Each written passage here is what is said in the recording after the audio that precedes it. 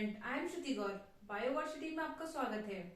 तो जैसा कि लास्ट वीडियो में हमने पढ़ा था origin of species, origin of earth, ये सारी चीजें हमने इवोल्यूशन में कंप्लीट किया था कि कैसे लाइफ का फॉर्मेशन हुआ, कैसे फर्स्ट सेल का फॉर्मेशन हुआ और क्या क्या साइंटिस्ट ने क्या क्या स्टडी किया था, क्या लेमार्किज्म था, क्या डार्विनिज्म था, कैसे इन्होंने बताया था कि ऑरिजिन ऑफ स्पीसीज कैसे फॉर्मेशन हुआ है, डार्विन ने जो कि बताया था। ये सारी चीजें हमने लास्ट वीडियो में कंप्लीट कर लिया था।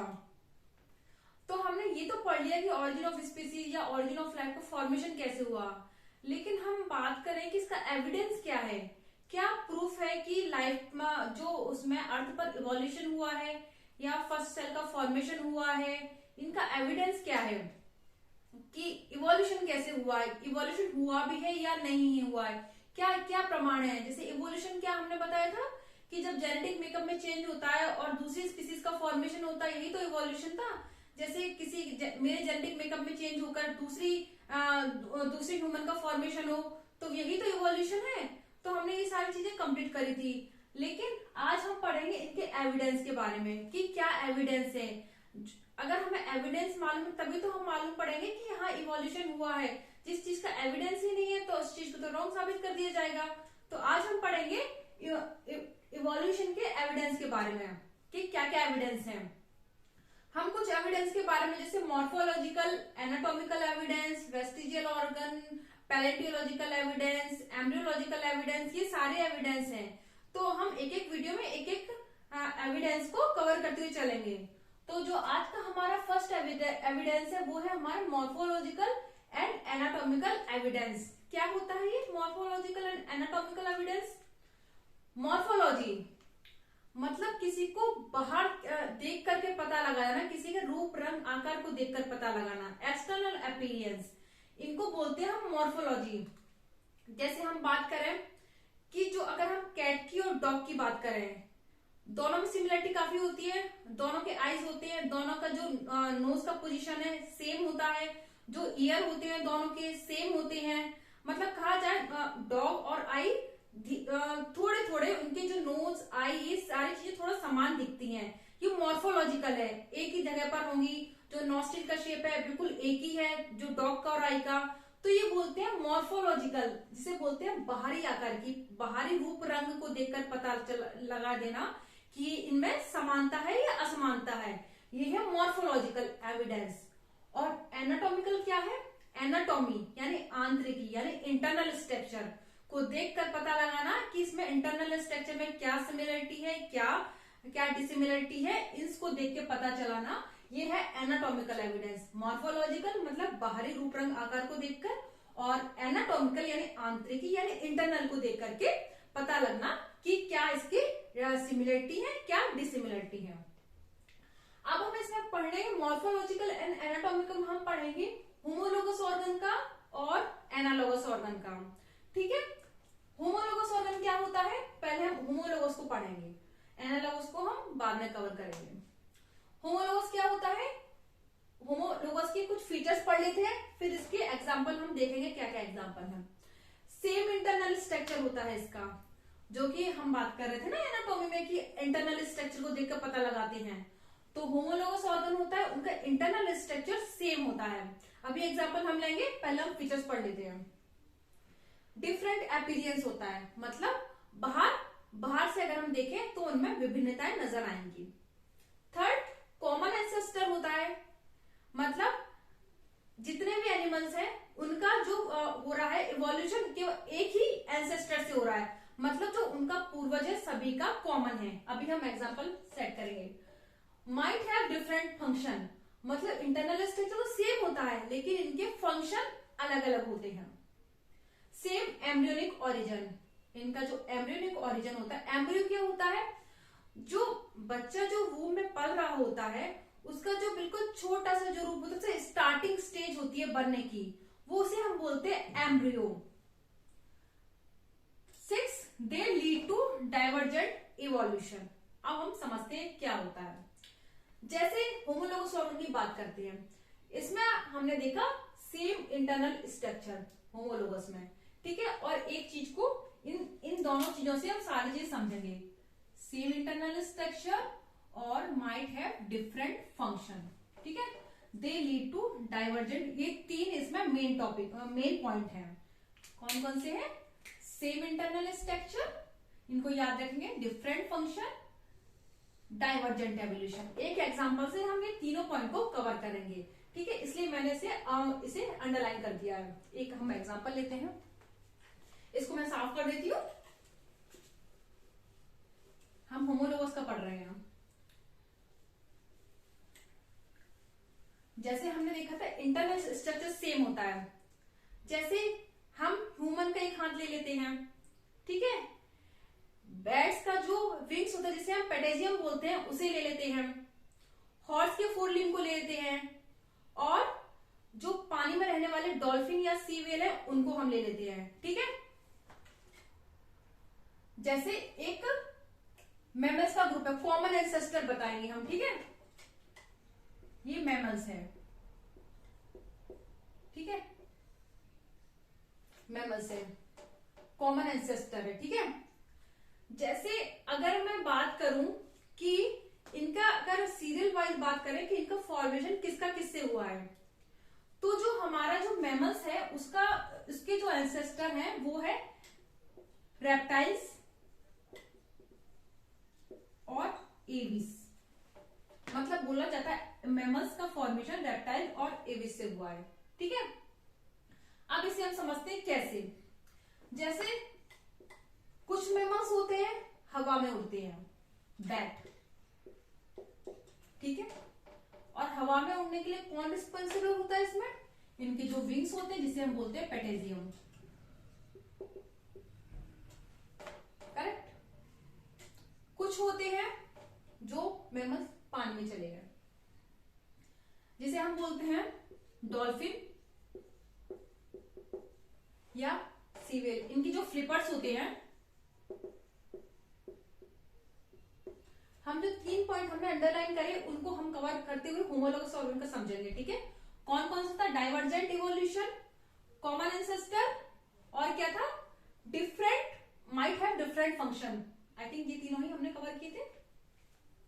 और कुछ होते हैं जो रनिंग के लिए होते हैं, जैसे हॉर्स, जितने भी हम रनिंग करने वाले देख लेते हैं, हॉर्स हो गया हमारा, और कौन सा रनिंग करता है?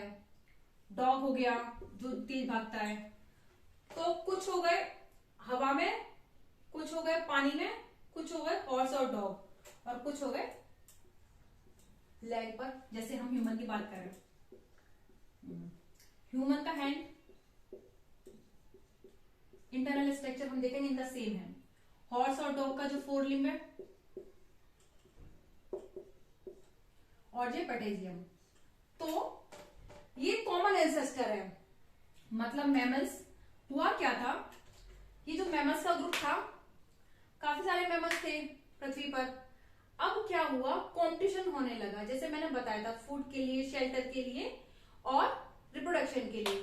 तो क्या हुआ, कुछ मैमल्स हवा में उड़ने के लिए मॉडिफाई हो गए, उन्होंने विंग्स डेवलप कर लिए जिन्हें हम पेटेजियम बोलने लगे। कुछ मैमल्स पानी में चले गए जिन्होंने फ्लिपर्स डेवलप कर लिए, डॉल्फिन या सी व्हेल। कुछ मैमल्स दौड़ने के लिए, रनिंग के लिए फोर लिम्ब डेवलप कर लिए, हॉर्स या डॉग, जितने भी हम रनिंग वाले एनिमल जानते हैं, कुछ भी हम ले सकते हैं। और कुछ मैमल्स लैंड पर रहने लगे पृथ्वी पर, जिसे हम ह्यूमन बोलते हैं। अब हम सीखते हैं इन सब का इंटरनल स्ट्रक्चर जो होता है बिल्कुल सेम होता है। अगर हम जो बैट होता है उसके पेटेजियम, उसका इंटरनल स्ट्रक्चर देखें, जैसे हम ह्यूमन की बात करते हैं, ह्यूमन से शुरू करते हैं। ह्यूमन का जो फोरलिम्ब होता है उसमें कौन कौन से बोन होती हैं? पहले होती है ह्यूमरस,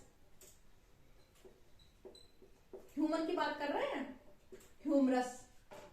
और फिर होती है रेडियस अल्ला,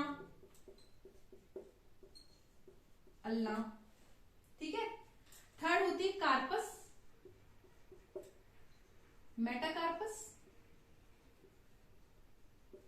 फैलेंजिस, ठीक है। जैसे हम अपने हाथ से बताएं, ये जो हमारा ये वाला पोर्शन है, ये एल्बो तक, वो है हमारा ह्यूमरस,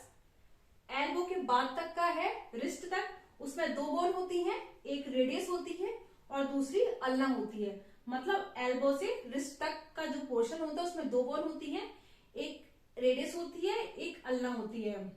फिर होती है जो रिस्ट वाला, उसे हम बोलते हैं कार्पस बोन होती है उसमें, रिस्ट में। ठीक है।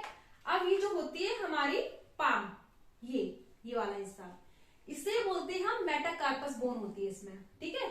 फिर होती है हमारी फिंगर, ये फिंगर में 5 होती है बोन, जिसे हम बोलते हैं फेरेंजिस। तो ये ह्यूमन की बोन। सेम हम अगर बैट के पेटेजियम को अगर हम उसके इंटरनल्स को खोल करके देखें तो इसमें ये सारी बोन नजर आएंगी। ठीक है। Humerus, radius ulna, carpus, metacarpus, phalanges bat में। ठीक है। अगर उसके इंटरनल स्ट्रक्चर को देखते हैं तो हमने क्या देखा था कि इनका इंटरनल स्ट्रक्चर सेम था। ये वाला हमारा पोर्शन कवर हुआ। ठीक है। अगर हम बात करें डॉल्फिन के फ्लिपर्स की, इनका भी अगर इंटरनल स्ट्रक्चर खोला जाए तो इसमें भी ये सारी बोन नजर आएंगी। Humerus, radius ulna, carpus, metacarpus, phalanges, किसमें? डॉल्फिन में। ठीक है। अब हम बात करें हॉर्स की और डॉग की, इनके 4 लिम्ब को देखा जाए तो इसमें भी ये सारी बोन नजर आएंगी। ये humerus, radius ulna, carpus, metacarpus, phalanges. और जैसे हम बात करें कुछ मैमल्स पेड़ पर चलेगा, जैसे मंकी का भी लिख लेते हैं हम, मंकी। ठीक है। अब ह्यूमन की हमने बात करी ली, ह्यूमन में सारी बोन होती है। और मंकी, इसका भी हम खोल करके देखें तो इसमें भी ये सारी जो इंटरनल स्ट्रक्चर है सेम होती है। इसका मतलब ये है इनका एक कॉमन एंसेस्टर है। ये सारे जो अलग अलग मैमल्स हैं वो अलग अलग जगह चलेगा, कुछ चलेगा हवा में, कुछ मैमल्स ने बोला हमें हवा में रहना है, कुछ पानी में, कुछ ने बोला दौड़ना है। तो ये अलग अलग वातावरण में चले तो उसके अकॉर्डिंग मॉडिफाई हो गए। ऐसा तो नहीं था कि अगर ये हवा में गए तो अगर इनके विंग्स नहीं होते तो क्या ये उड़ पाते? नहीं उड़ पाते। इनको हवा में रहना था, इसलिए इन्होंने अपने आप को स्टेप से मॉडिफाई किया अकॉर्डिंग वातावरण। ठीक है। इसलिए इनका जो कॉमन एंसेस्टर है मैमल्स, और मैमल्स का किससे हुआ था? रेप्टाइल्स एंड एविस से। ठीक है। और कुछ थे, क्योंकि कुछ जो ऐसी फिशेस होती है ना जिसमें रेप्टाइल्स के भी कैरेक्टर होते हैं और एविस के भी, और वो मैमल्स ग्रुप में आती हैं, इसलिए इनका कॉमन एंसेस्टर है मैमल्स का रेप्टाइल एंड एविस। तो ये कॉमन एंसेस्टर है ये मैमल्स, और अलग अलग जगहों जा रहा है ये। ठीक है। कुछ पानी में जा रहे हैं, कुछ हवा में जा रहे हैं, कुछ रनिंग के लिए जा रहे हैं। तो मतलब ये देख रहे हैं एक ही कॉमन एंसेस्टर से अलग अलग ये जगह जा रहे हैं, तो ये डाइवर्ज हो रहे हैं। तो ये हो रहा है डाइवर्जेंट इवोल्यूशन हो रहा है, मतलब एक कॉमन एंसेस्टर से अलग अलग ग्रुप का फॉर्मेशन हुआ। ठीक है। अलग अलग वातावरण में गए, डाइवर्ज हुए, डाइवर्जेंट इवोल्यूशन हुआ। तो ये हुआ होमोलोगस। मतलब अगर लेकिन इन्हें बाहर से देखा जाए तो ये क्या सब सेम लगते हैं? ये बैट का जो पेटेजियम, डॉल्फिन के फ्लिपर्स, हॉर्स डॉग के 4 लिम्ब, ह्यूमन के हैंड, मंकी के 4 लिम्ब, ये सब क्या बाहर से देखने में सेम होते हैं? नहीं होते। तो हम कहेंगे इनका जो अपीयरेंस होता है, जो एक्सटर्नल अपीयरेंस होता है वो डिफरेंट होता है। मतलब ये बाहर से देखने में अलग अलग लगेंगे होमोलोगस ऑर्गन में, बाहर से देखने में अलग अलग होंगे, और जब हम इनका इंटरनल स्ट्रक्चर देखेंगे तो वो सेम होगा। सभी में ये सारी बोन नजर आएंगी। ठीक है। और ये डाइवर्जेंट इवोल्यूशन को प्रमोट करते हैं। ठीक है। होमोलोगस मतलब डाइवर्जेंट इवोल्यूशन हो रहा है होमोलोगस ऑर्गन में। एक ही कॉमन एंसेस्टर से अलग अलग एनिमल्स का अलग अलग एनवायरमेंट में जा रहे हैं, एक ही कॉमन एंसेस्टर। ठीक है। तो ये हुआ हमारा homologous organ. I hope I am clear. एक बार और समझा लेती हूं मैं। होमोलोगस ऑर्गन क्या होता है? जिसका एक्सटर्नल फीचर बाहर से देखने में अलग अलग दिखते हैं, और जो उनका इंटरनल स्ट्रक्चर होता है बिल्कुल सेम होता है। इंटरनल स्ट्रक्चर में सारी बोन हमको एक से नजर आ रहे हैं, चाहे हम बैट ले लें, चाहे हम हॉर्स ले लें, चाहे हम मंकी ले लें, ह्यूमन ले लें, डॉल्फिन ले लें, सबका इंटरनल स्ट्रक्चर सेम होता है। क्यों? क्योंकि इनका निर्माण एक कॉमन एंसेस्टर से हुआ है। इनके जो सभी के एंसेस्टर एक कॉमन एंसेस्टर थे, वो फिर आगे जाके अलग अलग एनवायरनमेंट में रहने लगे, उसके हिसाब से उन्होंने अपने आप को मॉडिफाई कर लिया। तो इनका एक्सटर्नल स्ट्रक्चर डिफरेंट होता है, बाहर से देखने में बिल्कुल अलग नजर आएंगे, लेकिन इनका इंटरनल स्ट्रक्चर सेम होता है और ये डाइवर्जेंट इवोल्यूशन को प्रोमोट करते हैं। होमोलोगस मतलब डाइवर्जेंट। तो हम ये है हमारा होमोलोगस ऑर्गन। अब हम बात करते हैं एनालोगस ऑर्गन की। इसके जस्ट अपोजिट होगा एनालोगस ऑर्गन। इसमें क्या होता है, इसके डिफरेंट इंटरनल स्ट्रक्चर होते हैं। अभी हम एग्जांपल देखेंगे इसका। केवल ये समझते हैं एनालोगस ऑर्गन मतलब इनके जो इंटरनल स्ट्रक्चर है वो अलग अलग होता है, और होमो में क्या था, इंटरनल स्ट्रक्चर बिल्कुल सेम था। सेम अपीयरेंस मतलब बाहर से देखने में एक जैसे लगेंगे, ये थे बाहर से देखने में अलग अलग थे। सेम फंक्शन, इनका फंक्शन अलग अलग होता है। हाँ, एक पॉइंट है इसमें, माइट हैव डिफरेंट फंक्शन, मतलब इनका फंक्शन डिफरेंट हो सकता है। जैसे बैट उड़ने के लिए, डॉल्फिन तैरने के लिए जो इनके फ्लिपर्स होते हैं, हॉर्स के जो फोरलिम्ब होते हैं रनिंग के लिए, और ह्यूमन के जो हैंड्स होते हैं चीजों को पकड़ने के लिए, ग्रास्प करने के लिए, और मंकी के जो वो भी ग्रास्प करने के लिए अलग अलग जो ब्रांचेस होती है उन पर वो लटकती है। लेकिन माइट हैव डिफरेंट, हमने क्यों बोला माइट हैव डिफरेंट, हो सकता है डिफरेंट, क्यों बोला हमने, क्यों, क्योंकि अगर हम इन सबके आईज की बात करें तो आईज का तो एक ही काम होता है ना, देखना, तो ये तो फंक्शन सेम हो गया ना। तो किस अकॉर्डिंग टू सिचुएशन इनके डिफरेंट फंक्शन भी हो सकते हैं, इनके सेम फंक्शन भी हो सकते हैं। अगर हम आइज की बात करें तो सब में आइज का फंक्शन सेम ही होता है, लेकिन अगर हम इनके फोर लिम्स की बात करें तो सब में अलग अलग फंक्शन हो गया फोर लिम्ब का, ठीक है। और इसमें क्या होता है, सेम फंक्शन होता है। अब इनका जो डिफरेंट बेसिक पैटर्न होता है, इनका डिफरेंट होता है कि जो हम इनका जो इनका फॉर्मेशन हुआ है, इनका बेसिक पैटर्न देखें तो सबका अलग अलग हुआ। किसमें, एनालोगस ऑर्गन में। They lead to convergent evolution, इसमें डाइवर्जेंट था, अलग अलग दिशाओं में जा रहे थे, ठीक है, अलग अलग वातावरण में जा रहे थे, और ये क्या होगा, एक ही वातावरण में जाएंगे, कन्वर्ज होंगे ये, ठीक है। और इसमें नो कॉमन एंसेस्टर, इस पॉइंट को हम भूल गए, नो कॉमन एंसेस्टर।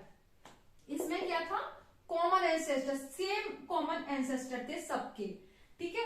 और इसमें no common ancestor, different internal structure, they lead to convergent evolution. इनके जो एग्जाम्पल है, wings of butterfly and birds, eye of octopus and mammals, flippers of penguin and dolphin. इनको एग्जाम्पल को हम समझते हैं, ठीक है। जैसे इसको चलो मैं उसे समझाती हूँ, इसको थोड़ा सा एग्जाम्पल समझाती हूँ। हम क्या डिफरेंट इंटरनल स्ट्रक्चर है इनके, जैसे अगर थोड़ा सा इसमें समझाती हूँ मैं, wings of butterfly, wings of birds, इनके इंटरनल स्ट्रक्चर देखेंगे अलग अलग होंगे, इनके जो विंग्स हैं उनके इंटरनल स्ट्रक्चर अलग अलग होंगे, क्योंकि इनके एंसेस्टर अलग अलग थे। जैसे हम बटरफ्लाई की बात करें तो एक कौन से ग्रुप से आती है, ऑर्थोपोडा ग्रुप से, और जो बर्ड्स होती है वो होती है एविस ग्रुप से, तो इनके एंसेस्टर अलग अलग हो गए। जैसे हम ऑक्टोपस की आई की बात करें और मैमल्स की आई बात करें, फंक्शन तो सेम ही होता है इनका उड़ने का, wings of butterfly and birds, eye of octopus and mammals, same function होता है, लेकिन इनका इंटरनल, आई ऑफ ऑक्टोपस अलग इसका इंटरनल स्ट्रक्चर होगा और ह्यूमन की आई का अलग इंटरनल स्ट्रक्चर होगा। यह हम बात करें flippers of penguin and dolphins, इनका अलग अलग होगा। जो पेंगुइन के फ्लिपर्स है इनका इंटरनल स्ट्रक्चर अलग होगा, और जो डॉल्फिन के इंटरनल स्ट्रक्चर है उनका अलग होगा, लेकिन देखने में तो एक जैसे लगते हैं। ये हम आइडेंटिफाई कर सकते हैं कि कौन सा पेंगुइन का फ्लिपर है, कौन सा डॉल्फिन का है। जबकि पेंगुइन क्या कहाँ होता है, पेंगुइन फ्लिपर्स, अच्छा, जो पेंगुइन के फ्लिपर्स होते हैं वो ये क्या करता है, लैंड में भी रह सकता है, और लेकिन जो डॉल्फिन होती है वो लैंड में रह सकती है, नहीं रह सकती। इनमें जो फ्लिपर्स होते हैं ये उड़ने के लिए होते हैं, लेकिन इन्होंने यूज नहीं किया था, इसलिए अब ये पानी में तैरने के लिए यूज करने लगे इनके पेंगुइन के फ्लिपर्स और डॉल्फिन। अब इसलिए जरा हम इसको भी एग्जांपल से समझ लेते हैं।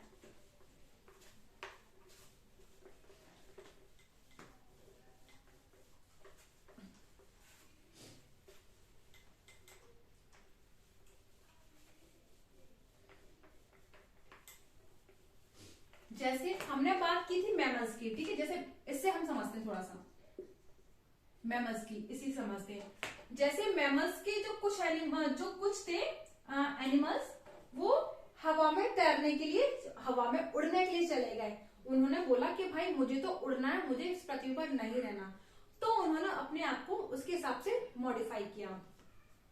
अब एवीज के देख ले हम। एवीज में जो बर्ड्स आती हैं वो भी हवा में उड़ती हैं, ठीक है। तो अब ये देख रहे हो आप, दोनों का जो इन्वायरमेंट है सेम हो रहा है, लेकिन है दोनों अलग अलग ग्रुप के, ठीक है। जैसे अगर हम बात करें बटरफ्लाई की, कुछ भी ले सकते हैं, बटरफ्लाई, या हम बात करते हैं किसी के विंग्स की भी बात कर सकते हैं। बटरफ्लाई हो गया, और क्रोज, पैरेट, ये लिख लेते हैं हम। तो ये जो एविस के जो अलग अलग जो बर्ड्स है या उड़ने वाले एनिमल हम बोल के चलते हैं, क्रो हो गया, बर्ड्स हो गया, बटरफ्लाई, हवा में जाते हैं, हवा में उड़ते हैं, इनका जो इन्वायरमेंट होता है सेम होता है। और ये मैमल्स के ग्रुप के जो एनिमल वो भी हवा में जा रहे हैं, तो इनका जो इन्वायरमेंट सेम हो गई, ये कन्वर्ट्स हो गई, ये अलग अलग ग्रुप, ये मैमल्स ग्रुप का है, ये एविस ग्रुप का है। मैंने बोला था इनका कॉमन एंसेस्टर नहीं है, ये मैमल्स है और ये एविस है, दोनों के एंसेस्टर अलग अलग हुए, लेकिन जा कर रहे हैं ये एक ही इन्वायरमेंट में जा रहे हैं, हवा में जा रहे हैं, कन्वर्ट्स हो रहे हैं, और डाइवर्स फैल रहे थे, ये अलग अलग इन्वायरमेंट में जा रहे थे। देखना, कुछ पानी में जा रहे थे, कुछ हवा में जा रहे थे, लेकिन ये है वो एक ही वातावरण में जा रहे हैं। इसे हम बोलते हैं एनालॉगस ऑर्गन। ये कन्वर्जेंट इवोल्यूशन को प्रमोट करता है, और ये डाइवर्जेंट इवोल्यूशन को, अलग अलग दिशाओं में और ये एक ही वातावरण में, अलग अलग वातावरण एक ही वातावरण एनाटॉमिकली, या हम बोले एनालॉगस ऑर्गन में कन्वर्जेंट इवोल्यूशन को प्रमोट करता है, और जो होमोलॉगस होता है वो डाइवर्जेंट इवोल्यूशन को प्रमोट करते हैं। मतलब वो अलग अलग दिशाओं में जाते हैं और एनाटॉमिकल एक ही इन्वायरमेंट में जा रहे हैं, अलग अलग ग्रुप के एनिमल, अलग अलग एंसेस्टर, नो कॉमन एंसेस्टर, ये होता है एनालॉगस ऑर्गन। जैसे बात करें हम ऑक्टोपस की आई की और मैमल्स की आई की, दोनों, जो ऑक्टोपस होता है वो होता है मोलस्का ग्रुप का, मोलस्का, और मैमल्स होता है कॉर्डेटा ग्रुप का, ठीक है। अलग अलग ग्रुप हो गए, अलग अलग एंसेस्टर हो गए, कोई कॉमन एंसेस्टर नहीं, ये मोलस्का का है, ये कॉर्डेटा का है। आई दोनों के इंटरनल स्ट्रक्चर अलग अलग है, लेकिन काम तो एक ही है दोनों का। देखना, तो हमने क्या बोला था, इंटरनल स्ट्रक्चर डिफरेंट होते हैं इसमें, और फंक्शन सेम होता है, कोई भी कॉमन एंसेस्टर नहीं होता। हमने, ये मोलस्का ग्रुप का है, ये कॉर्डेटा ग्रुप का है, और कॉमन इनका जो ऑर्गन है वो है आई, ठीक है। आई का जो काम होता है देखने का होता है, और लेकिन ये अलग अलग ग्रुप से हैं, तो इसमें कोई कॉमन एंसेस्टर नहीं हुआ। ये हो गया हमारा एनालॉगस ऑर्गन, ठीक है।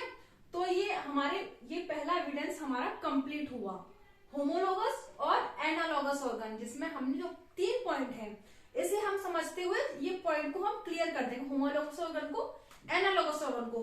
पहले तो हमें ये बात याद रखनी है, होमोलॉगस में बात करते हैं कि इनका इंटरनल स्ट्रक्चर सेम होता है, ठीक है। इनका जो बाहर से जो देखने में ये समान लगते हैं, सॉरी असमान लगते हैं बाहर से देखने में। जो होमोलॉगस ऑर्गन होता है, इंटरनल स्ट्रक्चर सेम होगा, और जो एक्सटर्नल स्ट्रक्चर डिफरेंट होगा, बाहर से देखने में अलग अलग लगेंगे, और ये डाइवर्जेंट इवोल्यूशन को प्रमोट करेंगे। ये हमको केवल 3 बातें याद रखनी है होमोलॉगस ऑर्गन में, बस इन 3 बातों से हम इसको अच्छी तरह से कंप्लीट कर सकते हैं।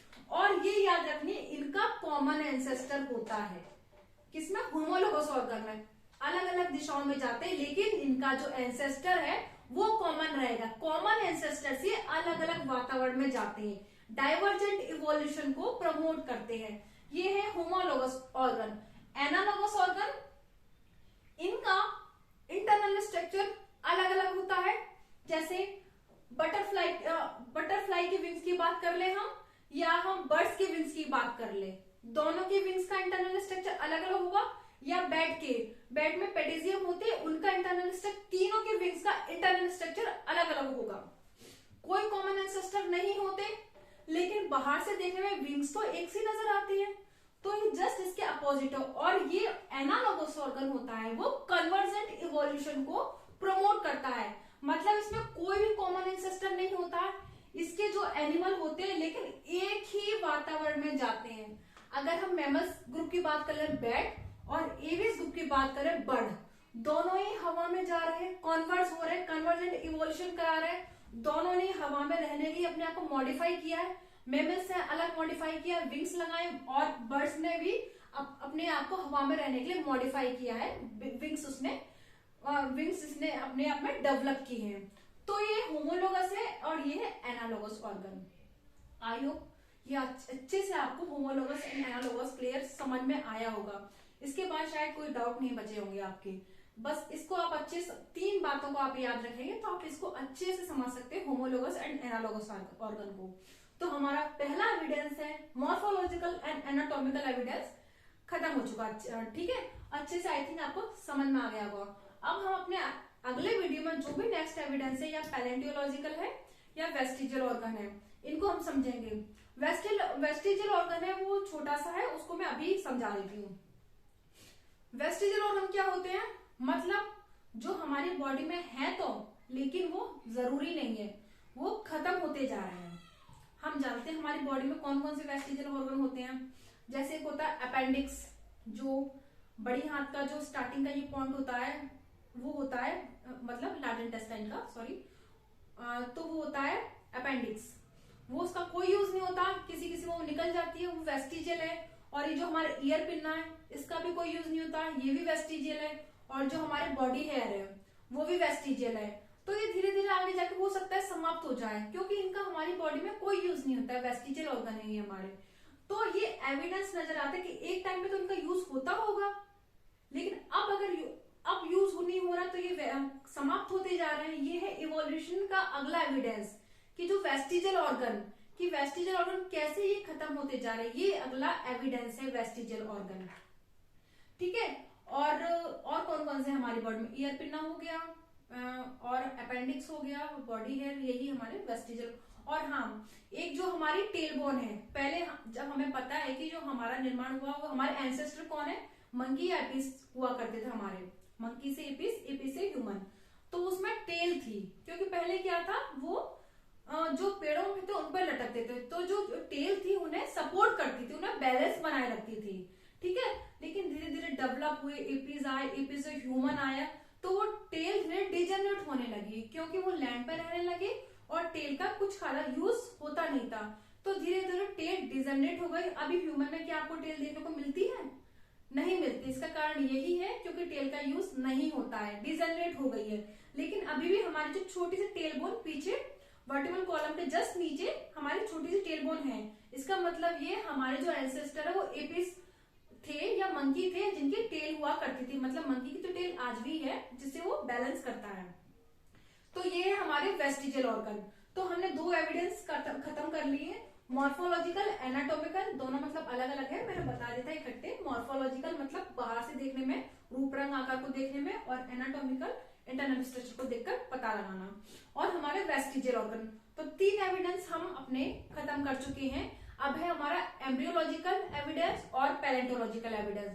इसे हम अपने नेक्स्ट वीडियो में हम करेंगे, हम स्टार्ट करेंगे नेक्स्ट वीडियो में। ठीक है, तो अगर आपके अभी भी कोई डाउट बचते हैं इस होमोलोगस एनालोगस को लेकर, या जो भी अब तक मैंने वीडियो बनाया उनको लेकर कोई भी आपके मन में डाउट होता है, तो प्लीज कमेंट बॉक्स में कमेंट करके बताइए। तो अगर आपको ये वीडियो अच्छा लगता है तो please like, share and subscribe कीजिए। Thank you.